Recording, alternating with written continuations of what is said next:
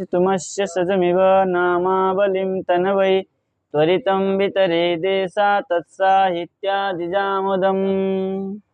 तब सूत्र आया त्रिमात्रो महापुरुष, त्रिमात्रो महापुरुष, है ना। जो त्रिमात्र होता है उसको हम क्या कहते हैं? महापुरुष कहते हैं। त्रिमात्रत्वेन उच्चार्यमाण वर्णो, आपके पुस्तक में वर्ण पद नहीं हो तो लिख लीजिएगा, है ना। त्रिमात्रत्वेन उच्चार्यमाण वर्णो वामन त्रिविक्रमश्च महापुरुष संज्ञम स्यात्।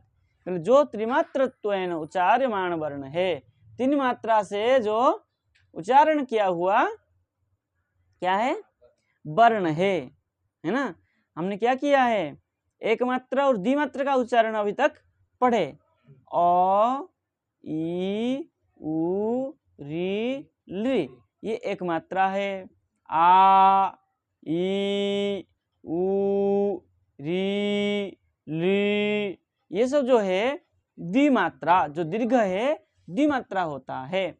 अब कह रहे हैं जो त्रिमात्रा होता है उसको हम महापुरुष संज्ञा कहते हैं। त्रिमात्रा वर्ण तो कोई आया नहीं अभी, अ आ ई उ, उसमें सर्वेश्वर में तो आया ही नहीं कोई ऐसा, सब एक मात्र द्विमात्र वाला ही है। इसलिए कह रहे हैं त्रिमात्रत्वेन उच्चार्यमाण वर्णो वामन त्रिविक्रमश्च, चाहे वामन हो चाहे त्रिविक्रम हो, है ना, वो महापुरुष संज्ञा हो जाते हैं। मतलब वामन भी अ भी महापुरुष होते हैं और आ भी महापुरुष हो जाते हैं, ठीक है ना।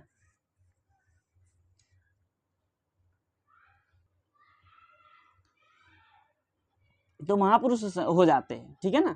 वामन भी और त्रिविक्रम भी महापुरुष हो जाते हैं। ऐसा दुराह्वान, कब महापुरुष होते हैं? आपने तो एक मात्र द्विमात्र करके उनको कहा, फिर महापुरुष से कैसे हो जाते हैं? तो कह रहे हैं यह जो वामन और त्रिविक्रम वर्ण है, दुराह्वाने गाने रोदनादौ च प्रसिद्ध, दूर से बुलाने में और संगीत में और रोने में, क्रंदन करने में क्या हो जाते हैं? ये प्रसिद्ध हो जाते हैं। जैसे क्या करते हैं हम? दूर से बुलाते हैं, नाम क्या है? कृष्ण, कृष्ण, क्या किया? और राम को खींचा, खींचने से क्या हो गया? वही प्लुत हो गया, वामन प्लुत हो गया, वामन ही महापुरुष हो गया, है ना। किसी के नाम था राधा, दूर से बुलाया राधा, तो त्रिविक्रम भी महापुरुष हो गया, ठीक है ना। तो वामन भी महापुरुष हो जाता है और त्रिविक्रम भी महापुरुष हो जाता है। स्पष्ट है? ये तो हो गया आपके दुराह्वान में। संगीत में, है ना, आलाप लेते हैं, है ना, आलाप लेते हैं तो अ को भी लंबा कर देते हैं, आ को भी लंबा कर देते हैं, तो फिर क्या हो गया? वो वामन भी महापुरुष हो गया और त्रिविक्रम भी महापुरुष हो गया। चलिए, उसके बाद क्या कह रहे हैं? रोदन, रोना, कोई मर जाता है तो क्रंदन करते हैं, है ना। हाँ, मेरे पति, मेरे स्वामी, तुम कहाँ चले गए, रोते हैं, है ना। चले गए ए को भी लंबा कर देते हैं, मेरे पति ईरामंत को रहस्यों के भी खींच लेते हैं, तो क्या हो गए? रोदन है। बच्चा रोता है ऊ करके रोता है कि नहीं, तो उसे लंबा कर देता है ऊ करके, ऊ को ही तो लंबा कर दिया। तो वामन भी ऐसे ऐसे परिस्थिति में महापुरुष होते हैं। समझ गए कि दिमाग और कहीं चला गया था? नहीं गया। चलिए, प्लुत संज्ञस्य यथोक्तम, है ना। बाकी अन्य शास्त्रों ने, अन्य व्याकरणकारों ने इसको प्लुत संज्ञा कहा, हमारे यहाँ महापुरुष संज्ञा कहा है, ठीक है। एकमात्र भवेद् ह्रस्व द्विमात्र दीर्घ उच्यते त्रिमात्रस्तु प्लुतो ज्ञेय व्यंजनम चार्धमात्रकम। एक मात्र ह्रस्व होता है, ये तो समझ गए आप। द्विमात्र दीर्घ होता है, ये भी समझ गए। त्रिमात्रा प्लुत होता है, ये भी समझ गए। व्यंजन जो होते हैं वो कैसे है? अर्धमात्रकम, आधा मात्र का होते हैं। उसमें क में अ लगने के बाद तो पूर्ण होता है ना, तो क से अ निकाल दिया जाए तो आधा मात्रा ही है वो, है कि नहीं, समझ गए। चलिए ये 4 बात कह दिया, एक मात्र ह्रस्व, द्विमात्र दीर्घ, त्रिमात्र जो महापुरुष है वो प्लुत है, और अर्धमात्र जो होता है व्यंजनों का आधा मात्रा, आधा मात्रा, एक मात्रा, द्विमात्रा और त्रिमात्रा, ये 3 मात्रा का बताया, व्यंजन का आधा मात्रा है, साथ लेता है, ठीक है ना।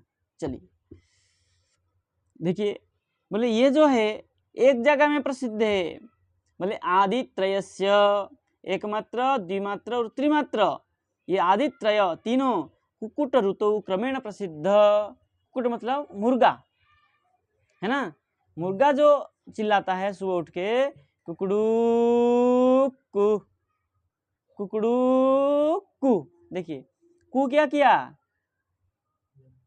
कु क्या किया, पहले वाला कु एक मात्रा, कुकड़ू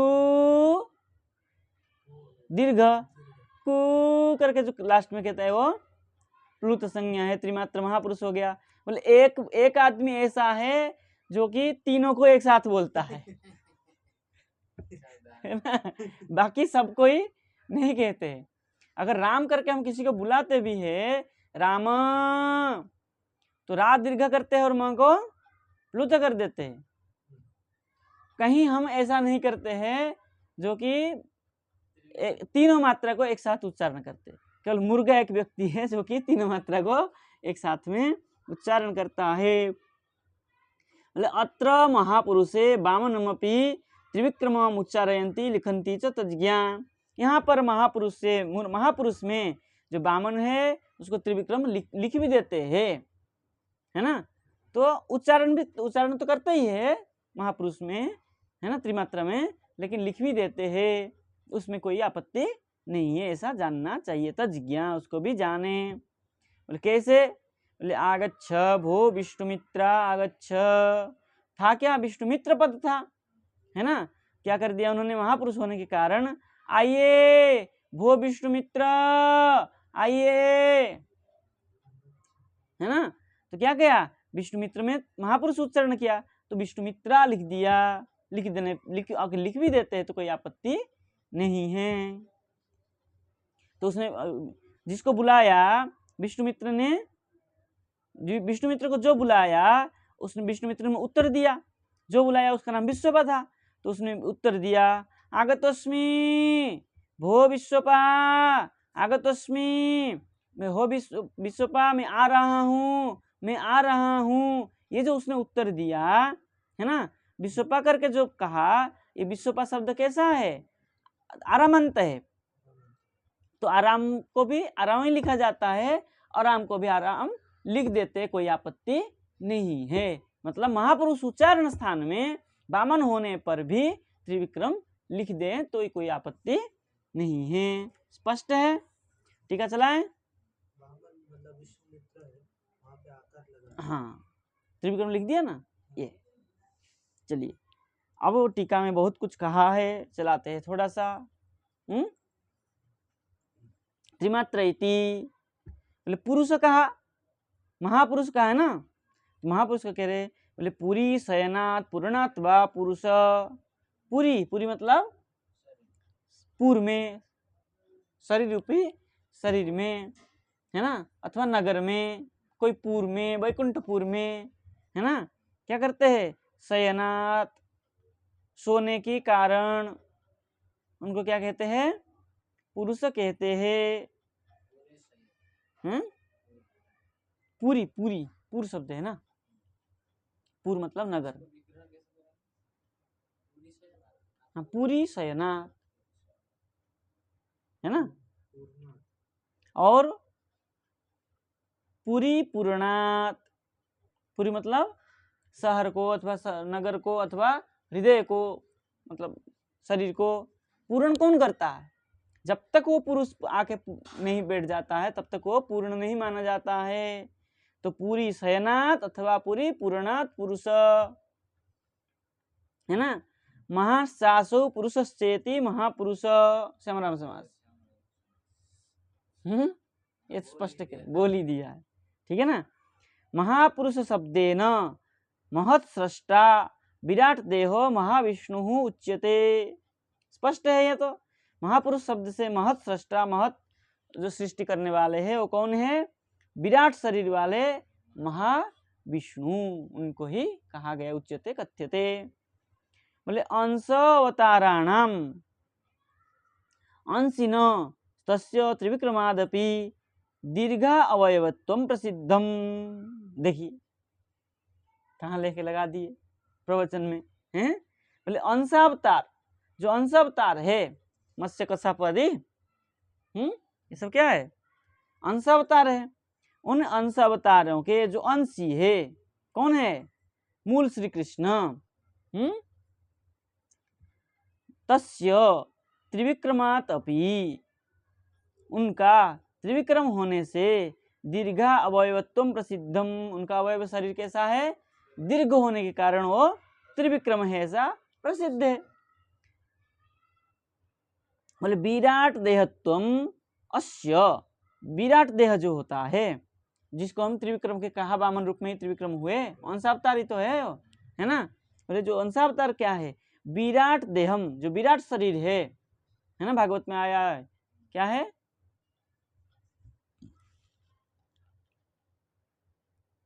पादमूलस्य हि पादमूलम करके आया ना श्लोक, द्वितीय स्कंध में। ठीक है ना, वहां भागवत में कहा है। तो वो क्या है? विराट शरीर है ना। तो विराट शरीर जो होता है अस्य तटस्थ लक्षणम, अगर त्रिविक्रम उनको कहेंगे हम, वो तटस्थ लक्षण है, स्वरूप लक्षण नहीं है। स्वरूप लक्षण तो क्या है? त्रिविक्रम जो विराट स्वरूप है उसी का ही क्या है? स्वरूप लक्षण है वो। बोले स्वरूप लक्षणम तु विशुद्ध सत्व ऊर्जितम द्वात्रिंश लक्षणान्वितम ही रूपम। स्वरूप लक्षण कैसा है? बोले विशुद्ध सत्व ऊर्जितम, विशुद्ध सत्व भाव से जो उत्पन्न हुए है, द्वात्रिंश लक्षणान्वितम, द्वात्रिंश लक्षण अन्वित मतलब युक्त, 32 लक्षण युक्त जो स्वरूप है वो स्वरूप लक्षण है। कृष्ण संदर्भ में कहा है जीव गोस्वामी पाद जी ने, भागवत पद्येन तदेव निरूपितम, भागवत के द्वारा उसको निरूपण किया। अथ वहाँ पे बता रहे क्या है, वहाँ का पंक्ति पूरा उठा के रख दिए यहाँ। अथ तटस्थ स्वरूप लक्षणाभ्याम, तटस्थ एवं स्वरूप लक्षण के द्वारा तदेव विशिनष्टि, उनको ही जाना जाता है ना। भगवान को जानने के लिए तटस्थ लक्षण और स्वरूप लक्षण जानना चाहिए, जरूरी है।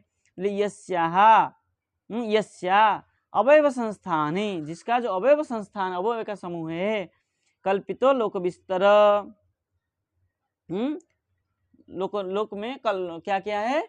कल्पित लोक विस्तर, कल्पना किया गया है, लोक विस्तार किया गया है लोक में, है ना। तद्वै भागवत रूपम विशुद्धम सत्वमूर्जितम, भागवत का श्लोक है ना। तद्वै भगवतो रूपम विशुद्धम सत्व, वही भगवान के स्वरूप है विशुद्ध सत्वम ऊर्जितम, है ना। विशुद्ध सत्व स्वरूप जो कहा गया है, द्वात्रिंश लक्षण युक्त जो भगवत स्वरूप है वो स्वरूप लक्षण है। चलिए क्या कह रहे देखिए, ले कहाँ गया? महापुरुषस्य स्वरूपत द्वात्रिंश लक्षणम श्री चैतन्य चरितामृत में कहा है। बोले पंच सूक्ष्म पंच दीर्घ सप्त रक्त षडुन्नत त्रिह्रस्व पृथु गंभीर द्वात्रिंश लक्षणों महा। 5 सूक्ष्म 5 दीर्घ 10 हो गए, 7 रक्त कितना हो गया? 17, और 6 उन्नत 17 से 6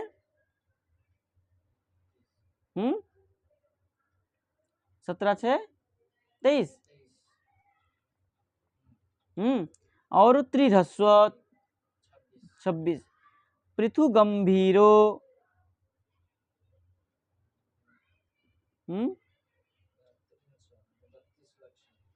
नहीं, कितना हो गया?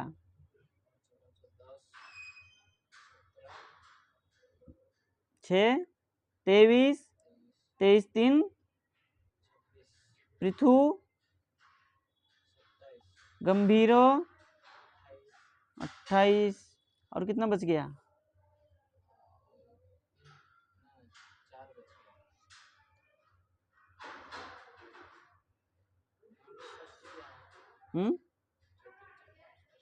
हाँ बाकी छूट गया, कुछ पंक्ति छूट गया।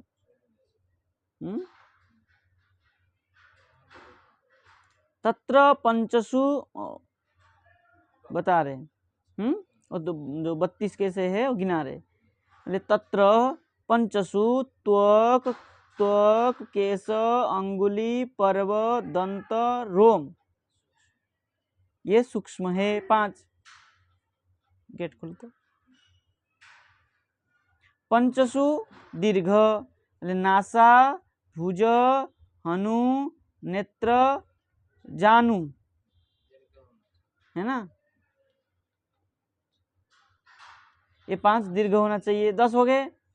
सप्तसु रक्त, है ना, लाल लाल, बोले नेत्र नेत्रांत, है ना, नेत्र के कोने, हाँ ये अंदर का, हाँ नहीं नहीं नहीं, अंदर के सफेद पे इस कोना और इस कोना लाल होना चाहिए।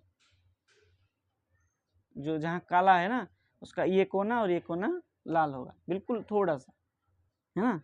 और करतल ये लाल होना चाहिए। और तालु जीवा के ऊपर भाग, और अधरष्ठ ये लाल होना चाहिए। जीवा, जीव भी लाल होना चाहिए। नखेसु, नक का ये हिस्सा लाल होना चाहिए। प्राय लोगों का काला नीला सफेद इस प्रकार के रहता है, लाल होता भी है बहुत लोगों का, जो ज्यादा कुछ तो रहता है, महापुरुषों के में है। तो ये 7। और षट्सु उन्नत होना चाहिए से, बोले बक्ष क्या है, बक्ष नख नासिका कटी मुख उन्नत होना चाहिए। मतलब ये सब क्या होना चाहिए, बड़ा अच्छे से होना चाहिए, कहीं क्षत विक्षत न हो, टेढ़ा मेढ़ा न हो ये सब, और विशाल हो, बड़ा बड़ा। और त्रिशु ह्रस्व ग्रीव जंघा मेहन, ये ह्रस्व छोटा होना चाहिए।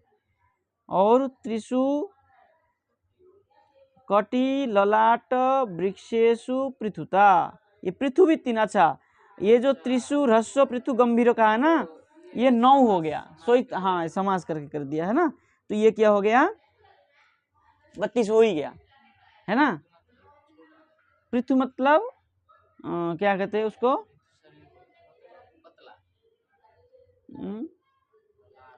हाँ पतला होना चाहिए। तो क्या कह दिए, सरसु त्रिशु पुनः त्रिशु कटी, नहीं नहीं नहीं, त्रिशु ग्रीवा जंघा मेहनसु ह्रस्वता, ये ह्रस्व है। पुनः त्रिशु कटी ललाट वृक्षेशु बक्षेशु पृथुता, ये सब क्या है, चौड़ा। पृथु मतलब चौड़ा, ये सब चौड़ा होना चाहिए। और पुनः त्रिशु नाभि स्वर सत्तेषु गंभीरता, ये सब गंभीर होना चाहिए। नाभि भी अंदर की ओर होना चाहिए, और स्वर भी गंभीर होना चाहिए, और सत्व गुण भी उनके मतलब गंभीर होना चाहिए। इति श्री चक्रवर्ती पादे विवृतम, ये चक्रवर्ती पाद जी ने वर्णन बताया। प्लुतस्व इति प्राचीना नाम इति शेष, प्लुत ये प्राचीनों ने कहा है। महापुरुष प्रयोजनम महापुरुषस्य च इत्यादि सूत्र है, आने वाला है, संधि में आने वाला है, ये से प्रयोजन स्पष्ट हो गया। ठीक है, इस प्रकार के भगवान के जो भगवान होते हैं, महापुरुष होते हैं, जो संसार में महापुरुष देखा जाता है, ये कहते ना ये व्यक्ति महापुरुष है, ये 32 लक्षण युक्त जो होते हैं वही महापुरुष होते हैं। तो ये जो हमारे उच्चारण में महापुरुष बताया है, इनमें भी ये 32 लक्षण होनी चाहिए।